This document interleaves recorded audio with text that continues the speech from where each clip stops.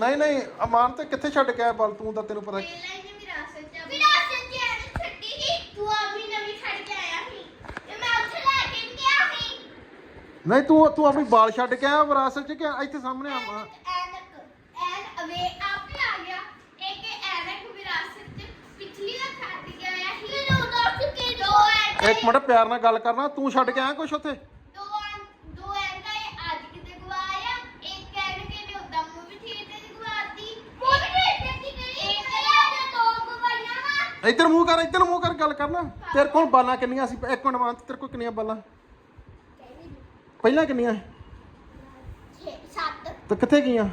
ਸਾਰੀਆਂ ਫੁੱਪਾ ਖੇਡ ਕੇ ਫੁੱਪਾ ਦੀ ਦੂਰ ਦੋ ਛੱਕੇ ਮਾਰਦੇ ਪੈਰੀਆਂ ਚ ਚੜ ਗਿਆ ਪਿਆਲੀਆਂ ਚ ਚਲ ਗਿਆ ਤੇਰੇ ਕੋਲ ਕੋਈ ਬਾਲ ਨਹੀਂ ਆ ਹੁਣ ਕਿੱਥੋਂ ਅੱਜ ਦੱਸੇ